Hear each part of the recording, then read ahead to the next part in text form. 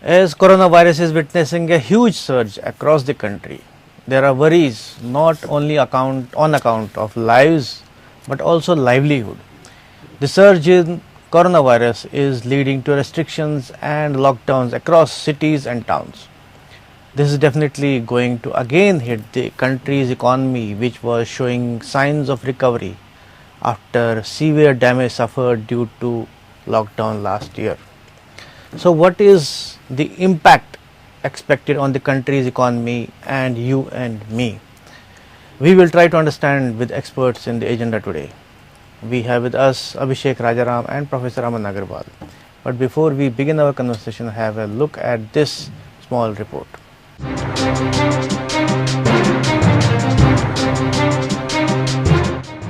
Just a few weeks back, the International Monetary Fund had said that India would witness a growth of 12.5% in the current financial year. The RBI had said the growth is expected to be to the tune of 10.5%. However, over these weeks, coronavirus has reported a huge surge. Cases are rising fast, prompting authorities to impose restrictions and even lockdowns at state level or local level. The COVID situation worsening, there are apprehensions that stricter restrictions would be imposed across the country. These restrictions are surely going to hit the economic activity and thus the growth.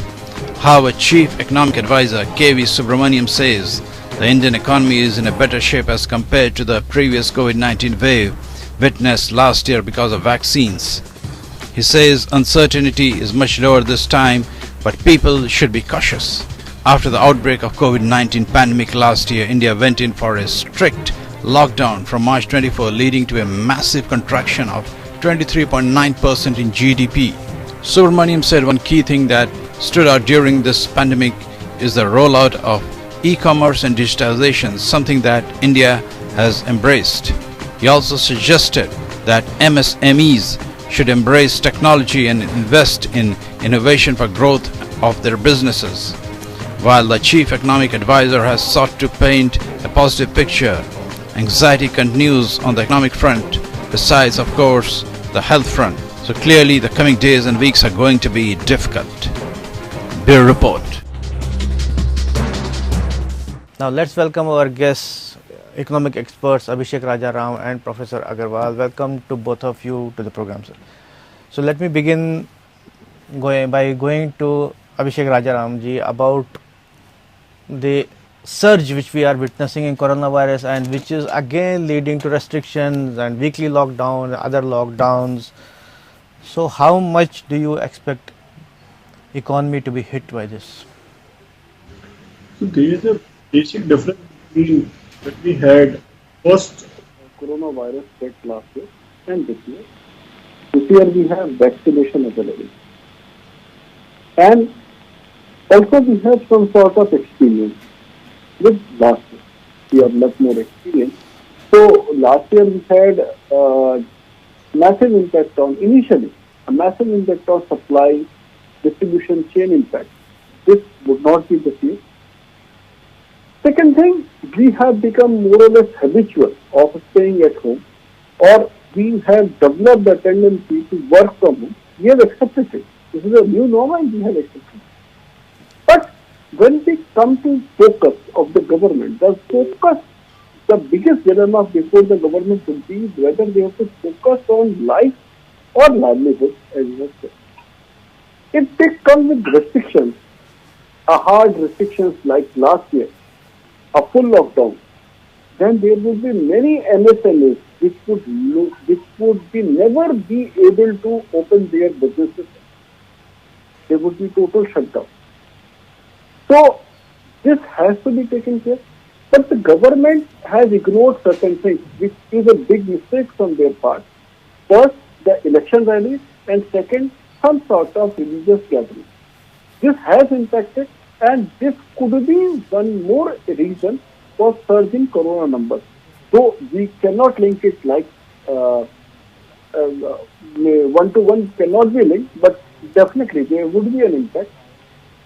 Again, the budget has projected on 1st of February, the budget has projected 14.4% growth rate. IMF said 12.5 and RBI MPC said 10.5 growth. last year for June quarter we have minus 24.4% negative growth. 23.9. This year, pardon? 23.9 minus. Oh, okay. Yeah. It was later corrected to 24.4. Okay. Now, in this year, if total lockdown also comes, then it would never be in 2 digits, because we have shifted our working. Some sort of we are habitual from working from home. So, impact of lockdown would not be as severe, as hard as we had in 2020. Okay. So it won't we be have become more habitual to corona. So we have become habituated. So Professor Agarwal, come to you. So I could read that what Abhishek Rajaram was talking on the same lines as our chief economic advisor yesterday also said, that we have now become habitual and we are maybe more readier rather than last year. So what is your view on this? You see, as far as the GDP impact is expected, we may have an impact of anywhere between 1.5% to about 5%, depending on the duration of the lockdown. If it is only lockdown which are like evenings, midnights and weekends, then we may have it on a lower bound of GDP, which I've said. But however, if we have a longer lockdown like we had before, spanning to about a month, 2 months or 3 months, then there could be an impact of to the tune of 5% as well. As of now, the condition does not show as to what is the level or the periodicity which is expected of lockdown which may take place going ahead. So it is not very clear. Certainly, as I said in one of your programs before, the world, not only India, largely and specifically when we talk of India, the industry, the individuals, the institutions, large number of them are better prepared now as against what we were prepared in March 2020. So naturally the impact what we had felt last year is not something which we are looking at or witnessing this year. As I also said before, there are two other components. Large number of industries which are expected to vanish or disappear at the count of lockdowns or NPAs getting created or losses being accrued in their balance sheets. There are going to be some other industries which have actually been seeing losses for decades, now surfacing up and actually making profitability. So as a net result, there would be a downfall still, but it will not be that major as it was seen last year from March to July 2020. Right. So this is something which is there in terms of GDP numbers. I agree with my colleague here. They are severe concerns and severe impacts which could be there. However, I do not agree with the chief economic advisor's statement of getting used to that kind of a scenario. I think it is a very myopic and a very uncalled for statement where he says that we are used to. I think we are still evolving and no one wants to get used to a negativity in life. Always everyone wants to get used to positivity in life. And I think that is something which is still holding India for over 5,000 years, showing prosperity decade after decade. Right. Apparently, the CAA wanted to present maybe a positive picture, and he also talked about the uncertainty is less, Professor Agarwal. So, what could it mean, uncertainty is less? You see, as I said, uncertainties are the fact that, whether the lockdown is going to be only contained to evenings, late nights, or only for the weekends, or you could have longer lockdowns. I think he was talking about uncertainty for economy. Yes, that is where the uncertainty will come in. Because you see, depending on those lockdowns which are there and the numbers which we are seeing of wanting to get vaccinated or people who are going into the corona pandemic scenario will create that economic impact, because ultimately the factor production will not be there. Both labor, capital, land would not be at use, and as a result we could see a disaster in accordance to the kind of lockdowns which we may see, which may get enforced. Right. And that is where the uncertainties are coming forth from. As far as the international flows of trades are concerned, a large amount of them have already been toppled except for the necessary goods and services, which is still under trade and going on despite corona or COVID. Right. Mr. Rajaram, I come to you. When we talk about uncertainty, so if there is maybe a change this time in the authority or in the government also, like last year as we were unprepared, there was an immediate lockdown. So this year, I mean, there is a calculated lockdown, I'll say, or the restrictions are like in a calculated and manner being imposed. So is that going to do well for the economy, because last year the sudden lockdown hit it badly. Is that the comparison? Of course, the surprise element is less now. Last year we were all taken by off guard. We didn't know what could be the scenario, how it could be. But in last 1 year we have understood how we have to work from home, and many of the industries have shifted to cloud technology. It's not that we don't know how to do a small work also, and most of the offices are yet to open. They are working with lesser forces. Some people are still working from home. So, but Mr. Rajaram, it's a good thing to say that work from home is better. So, but work from home also has its downfalls, isn't it? And work from home doesn't apply for everyone. So, if you work from home, you are giving out rental premises, you are giving up, or maybe you have some other places. People who are working at your office, they become jobless. No, it has downfalls. Yeah. We have discussed this in last year, when I was in India with you. Right. We have discussed it. So, rental is a big problem. Yes. Also, the fourth class people, a pantry boy. So, if you are running an office, you would be paying to a pantry boy, you would be paying to a driver. So and every sector cannot work from home. Yes, every sector cannot work from home, definitely. But again, we have become more intelligent. We have taken some sort of measures. So, the impact of economy would not be, say, 20% if lockdown comes. Right. That would be 5-7%. Even that would not go to the extent of 10%. That is my opinion. Right. Now, the problem in this is, whole scenario, the basic problem what I feel is, on 12th of May 2020, Honorable Prime Minister has announced Atmanirbhar Bharat package. That is yet to take off. So they said that they will provide economic credit line on the whatever is your outstanding on 28th of February 2020. Now we have got third extension for the same. So MSMEs are still struggling for cash flows. They are yet to get money. And if a lockdown comes and without money, they will never be able to open their offices. That is the biggest trouble. So you would be effectively, this corona would be wiping out or killing whole of the MSME sector or a majority of the MSME sector. That's my biggest worry. Second, on the compliance part, I have serious issues with the compliance part of this government. What they did, they provided staggered due date. And if you miss the staggered due date, then the interest and penalty was levied from the very first day of the due date. This was totally incorrect, unwanted, and the penalties today are running more than the total amount of the tax which has been due. This is the basic challenge, and we have been listening from the very first day this virus is Chinese, and many of the companies want to come out of China, and we have sent red carpet. Right. And Prime Minister Modi ji has been going to all of the world in last 6 months. Mr. Rajan, where is the country? Yeah, I'll come to you that about compliance. We were discussing about the impact that corona surge and restrictions and lockdowns could have on the economy, which was showing recovery after last year's bad hit. So we have Mr. Rajaram and Professor Agarwal with us. So I'll go to Professor Agarwal. As we talked about, as you heard just about work from home, and yesterday CA also was saying that digitization and e-commerce has become the new thing, and it is, as if everything is fine with that. But if you talk about e-commerce, there are traditional retailers who are in crores and crores who are affected and by lockdowns, restriction, and as Mr. Rajaram also pointed out, referred to MSME sectors, MSME sector, and there is also unorganized sector.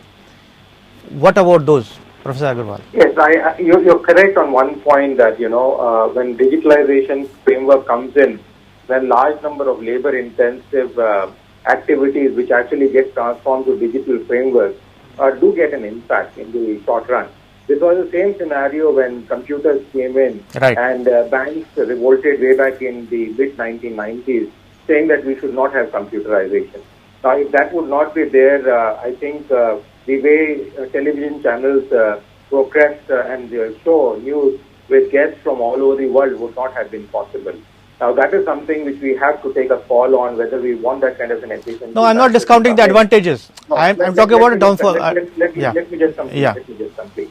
You see, I worked in the United States, I worked in London as well. You see, large number of people don't do those kind of labor intensive. It's not that there is not labor, there are not people there. They do those labor jobs. So there is a reallocation coming towards that when this thing came up in the banks also. So they thought that the bank employees would get relieved and they would have to lose jobs. But it was not the case. Number of branches increased. With even digital framework, number of branches increased. More hiring will take place. So what I'm trying to put up here is that there will be an enhancement of skill which will be required by a certain number of people, and they will diversify and move to different sectors when it comes to employment. Certainly, as my colleague said, the same person who is actually serving you water and tea and coffee may not come into picture, and they may be vending machines in everybody's offices or at home. So that job certainly may discontinue. But then he would upgrade himself or do a skill development program as the government has launched, or do other things and move into the other spheres where his skill would be utilized and would be there. So to think that it will be completely shackling, and secondly, not all operations around the country. You see, in India, it's not like United States or China, which is scattered on 2 zones of the whole country. Here, India is scattered throughout the country, and we have only very small pockets of metro cities or second-tier metro cities where these kind of impacts are there. In a smaller town, these kind of impacts would not be there, and as a result, we would still see those kind of employment continue to be going on as which we are seeing here. So there would be some reallocation, there would be some kind of an hit, but to think that it will be completely devastating as has been projected by various people in the last 1 year would not be the case. Yeah, okay. So, where we're talking about MSME sector, as Mr. Rajaram talked about, he is expressed concern. I will also talk about unorganized sector, which nobody takes care of. I don't think there is even data about unorganized sector. How many people are affected? We don't know, isn't it, Professor Agarwal? No, I agree with you. The unorganized sector contributes extensively to the growth of the economy, and the substantial amount of labor-intensive structures which are there in the unorganized sector is actually, various estimates estimating almost 60% of the total employment throughout the country or more actually comes from the unorganized sector. But to say again, you see, like construction has large number of mechanized mechanisms, but even then we have labor-intensive construction which goes on. And recently also when this, the train, super fast train, it came in the newspaper today, we're supposed to be built between Gujarat and Mumbai. The head of the organization has said clearly that we will see how the work continues going on, keeping in mind the COVID restrictions and the COVID security which we need to have within employees, which needs to be there. So it is not that we are going to see the unorganized sector completely disorient, but yes, there are going to be shifts, specifically as I said, in the Tier 1 and Tier 2 cities, where a large number of construction workers or day labor workers move in from smaller towns and who are going to see a major heat of the lockdown framework which is there. But as I said, this is temporary, and it's a question of reorientation of skills which is expected to take place. And the nature of skills, even for the MSME as a matter of fact, I have a large number of friends who have been in MSME, who have been doing different kinds of businesses, and they now move to a newer business because MSME has a feature of being able to shift from one kind of a business to the other, as against large corporations, which have invested heavily in capital investment into infrastructure, building of machineries, plants and machineries and so on and so forth. Whereas MSMEs do not, to a great extent, have the smaller or the medium size, which are majorly going to be hit by the lockdown, do not have that kind of a investment. As a result, they are able to shift from one business, like the perfume making industry moved to chemical or the sanitizer based industry. Mask making units have come up. Disinfectant structures, which is producing disinfectants for cleaning houses, other things which have come into place. Now, there are newer things which are coming in nature, right, where MSMEs have actually started moving in and trying to reap in the profitability which they can get. Large number of them have even started now becoming trading organizations. Instead of producing, already procuring some of these equipment and issues and things, and then supplying to wherever the requirements are coming up. So there is a change in business which is taking place given the situations we are in for the last 1 year. Right. So, Mr. Rajaram, you heard Professor Agarwal talk about reskilling and reorientation, and you were talking about compliance also. So, how do you, see these views? First of all, as Professor Aman Agarwal has said, that they have, and then the perfume making industry has moved towards say hand sanitizers and these kind of things, and government has made huge money on this. It has charged at 18%.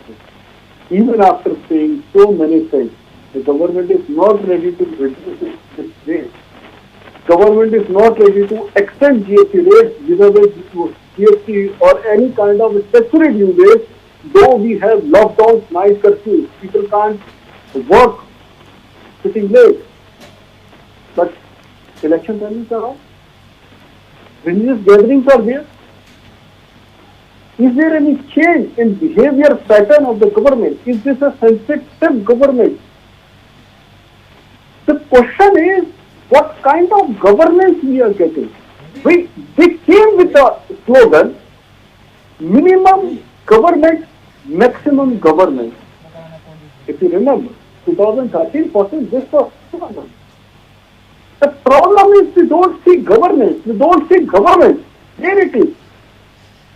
Common person, common man has become a wall between state government and the central government. They are being pushing who is responsible for this stuff.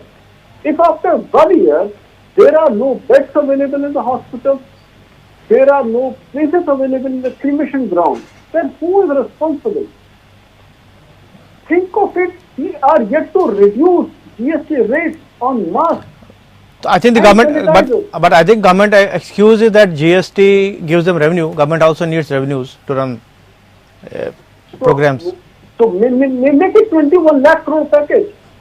Please provide discounts. What kind of from whom you will collect revenue? Okay, one time you will collect revenue, and if the person dies, then from where you will get the revenue? You want to get all the eggs from one day?